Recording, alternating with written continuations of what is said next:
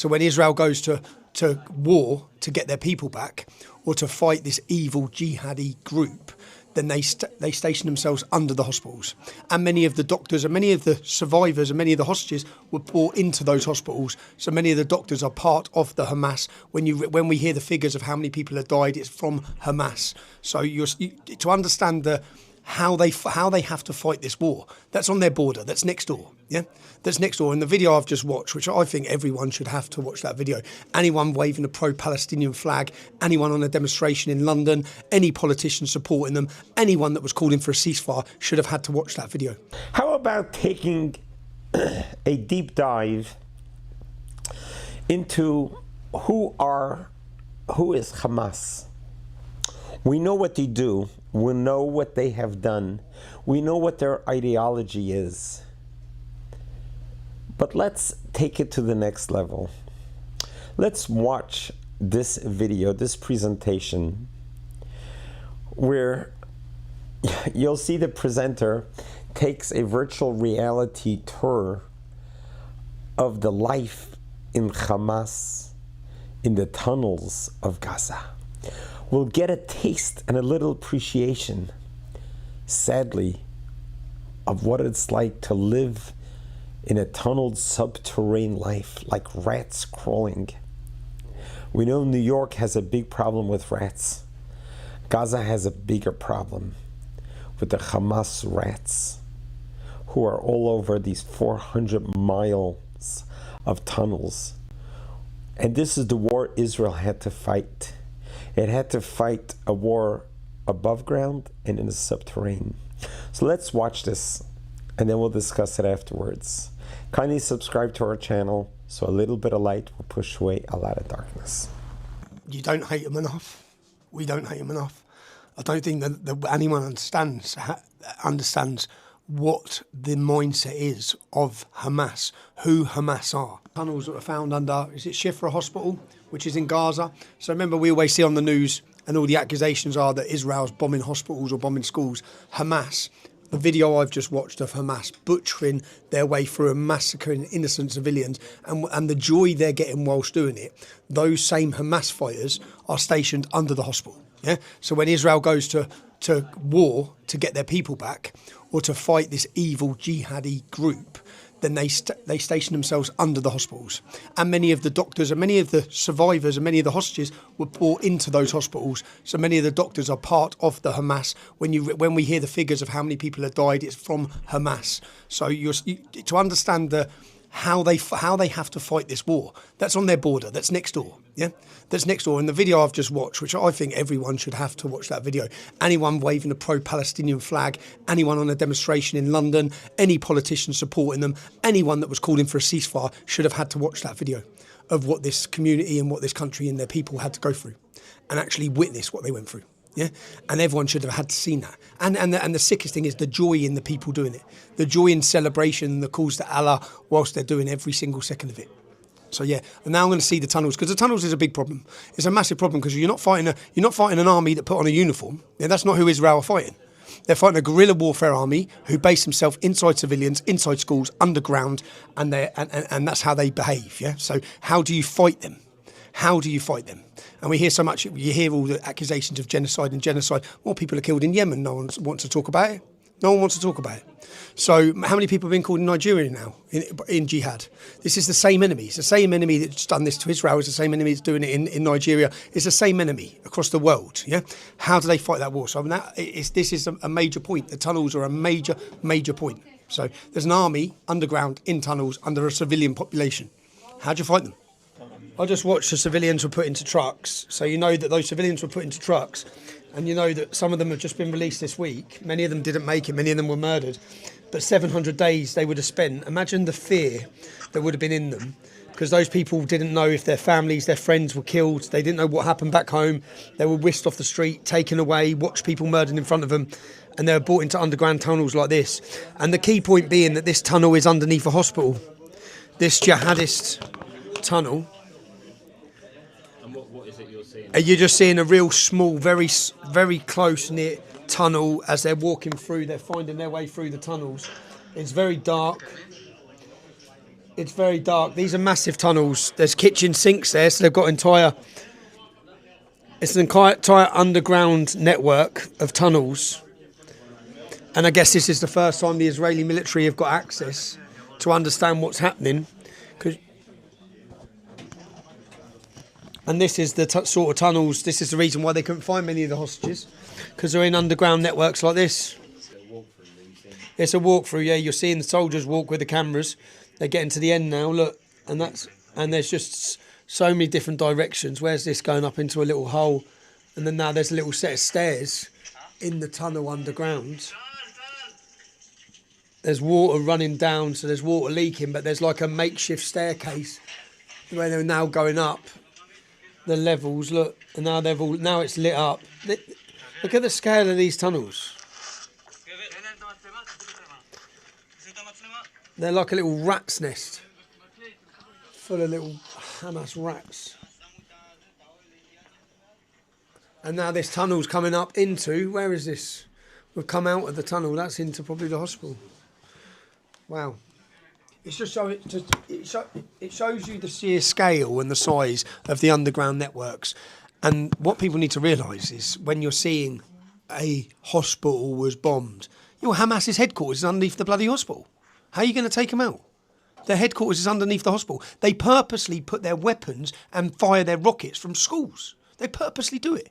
But they're willing to sacrifice the school and the kids and the hospital. They don't care. They actually want those targets to be hit. So then their activists or their propaganda units from Iran and Qatar, all over, not even Iran and Qatar, the BBC, act as the propaganda wing for them by pumping the stories across the world. Hospital has been hit. Yeah, why don't you say that Hamas is underneath the hospital, or Hamas's headquarters is in the hospital, or Hamas's doctors, and when they took some of the hostages from Israel, they were in those same hospitals.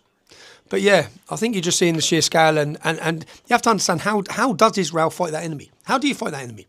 And reverse the roles. I always like to reverse the roles and think of Scotland. Scotland elect a government. They're on our border. They elect a government that says the final day of judgment does not come until every English person is dead. They then continually fire rockets into England. What would we be saying? Then the government's army come across the border, massacre in the video that I've just watched, rape, massacre children, kidnap children, bring them back, and then they base themselves underneath the main hospital in Glasgow. What are you going to do? You're going to blow up the hospital in Glasgow. You're going to go for them, yeah? If you watch that video, I don't think there should be a ceasefire after watching that video. I know they've got their people back, but sod the ceasefire. Every single one of them jihadists needs going when you watch that video and the celebration of it. But yeah, I just think that I think that people need to understand the war that's happening and understand how do they fight that war? How are they meant to fight that war? And then understand the casualties that have come from the Israeli army from going in trying to rescue their people. And then understand that whilst all that's going on, the British state just recognised the state of Palestine. They just rewarded. What did those men going in who were screaming Allah Akbar, who were cutting people's heads off want? They want the state of Palestine. You've just rewarded the jihadists with a state who still have a pay-to-slay policy funded by our taxpayers' money in Britain. It's an insult. It's an insult to every person you saw murdered in that video that I just watched. It's an insult. We only saw 10% of the murders, 10% of the bodies in the video you just watched, 10%. So there's 90% you're not seeing. But yeah, I just think I think that people need to understand how Hamas fight and that they're willing to fight, and they actually purposely fight like this. They purposely actually want the hospitals targeted. They want it all. So yeah. Because what we saw, you see two young boys, little children, their father is killed in front of them. They're then crying, they're hurt from shrapnel, they're crying their eyes out, they're on their floor wishing they were dead. And then you see, yeah.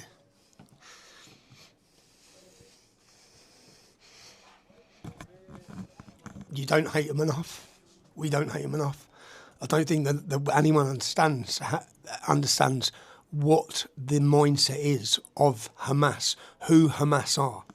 And that must, it's only an incredibly frustrating thing if you watch that and you understand that they're celebrated in our capital city. And whilst they're celebrated, the police didn't enforce any law against them celebrating. Prescribed terrorist organisations were continually celebrated every single Saturday for a year after that. The next week, in fact, in the first 48 hours, they were out marching in celebration across the West. And you have to see those two young boys, their dad's killed in front of them. The mum then turns up, she's trying to get them. And then it's horrible, man. They go into the kitchen, yeah, they're hurt, and the jihad is just standing there, sipping a bottle of Coke.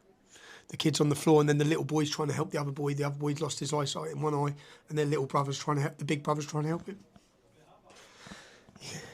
I just don't think that when you hear, when we hear, or you see the news, or you see the media, you see the portrayal given.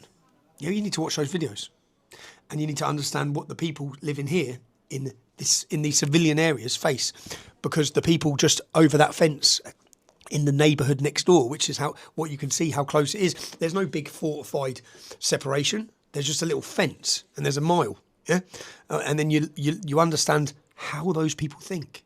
You know the Blackland Theatre, you know Nice, you know the Manchester Arena bombing, you know all the attacks on Westminster Bridge. Do you know all the Al Qaeda attacks? All of these are the same mindset, but there's an entire army, an army. We've got handfuls of these successful terror attacks. There's an army, or there was an army. Thankfully, many of them have been killed, but there was an entire army stationed on that border, on that border, on that border, that wished to come into this country and rape and pillage their way through if they were successful. And they were successful on October 7th. But yeah, I think everyone should have to watch that film. A visual aid is at times in life important to see. When you're actually able to see something with your own eyes, then your perspective is a little more clarified. During this whole war, there's been so many myths, misconceptions, lies after lie after lie, but the truth will always stand. And when we get to understand and appreciate the enemy that Israel has been facing, it's like an enemy like what never existed before. We thought we have seen cruelty at its worst during the systematic extermination of 6 million Jews during the Holocaust. What we did not realize that there's another level of cruelty. There's another level. And we thought we left those days behind in the 40s during World War II. We couldn't have imagined that in the 21st century, that we're living in a time of the greatest opportunity ever, greatest prosperity. These are the most blessed times ever that God has given us. God has opened up the treasures of heaven, and the world is living with more food than we can handle. We're living in times where there's so much waste compared to what life was just 70 years ago. The world has progressed in medicine, in education, in transportation, in communication. It's a whole new world. God has given us so much. But yet, some still choose to remain in the 7th and 8th century. They did not want to move forward. And that's what we're up against. We're up against people who are more interested in death, in carnage, in pain and suffering and destruction, versus living and building and rebuilding. 5 times in the last 77 years, the Palestinians had a chance of statehood. 5 times. With the greatest concessions that Israel were ready to give up. The biggest concession was exactly 20 years ago, August 15, 2005. Then the Prime Minister Ariel Sharon gave away the Gaza as a gesture of peace and a hope that here we're giving you a coastal property that you can turn it into the greatest neighborhood, the greatest statehood. You can turn it into another French Riviera. The coastal strip on Gaza is spectacular, stunning.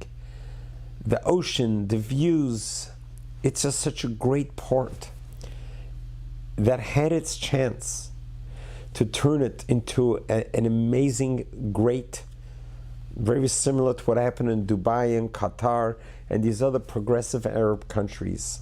No one was holding them back. As a matter of fact, they were given billions of dollars to do that. But they chose to elect this terror death cult, Hamas, to rule them. By doing that, they took the last opportunity they had to statehood or to live in liberties and freedoms by giving away to a tyranny group of thugs, of murderers, of a death cult.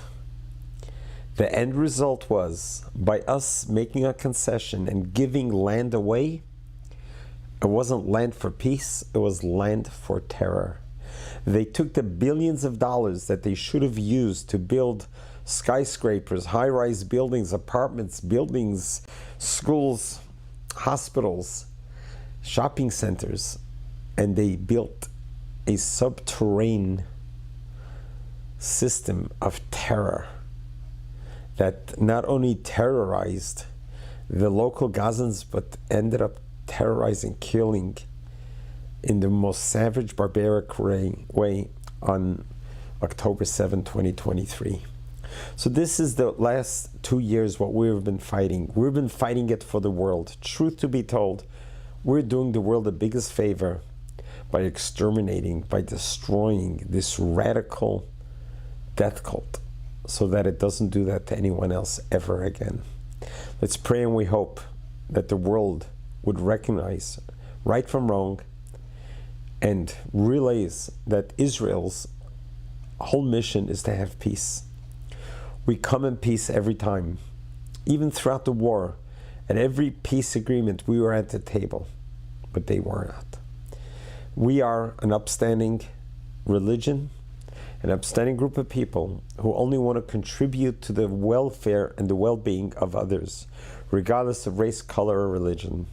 So just give us a chance. Let us do our thing, and the world will benefit more than you can imagine.